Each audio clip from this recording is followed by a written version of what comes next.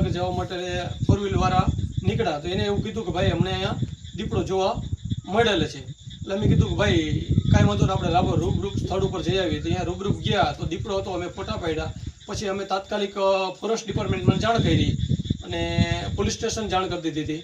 અને police station જાણ કરી એટલે પોલીસ સ્ટાફ બધા આવી ગયા હતા. અને ફોરેસ્ટ ડિપાર્ટમેન્ટમાં જાણ કરી એટલે ફોરેસ્ટના સ્ટાફ બધા આવી ગયા હતા. અને રૂબરૂ અમે જ્યાં દીપડો બેઠો હતો ત્યાં રૂબરૂ સ્થળ ઉપર જોયું અને એના જે હગડની હોય એ અમે જોયું કે એ બાપુના ફાર્મમાં વહી ગયો. અને બીજા નંબરમાં કે આજુબાજુમાં બધાએ અમે જાણ કરી દીધી હતી, વાડીઓમાં જાણ કરી દીધી હતી, વાડી વિસ્તારમાં બધા રહીએ છીએ એને જાણ કરી દીધી હતી.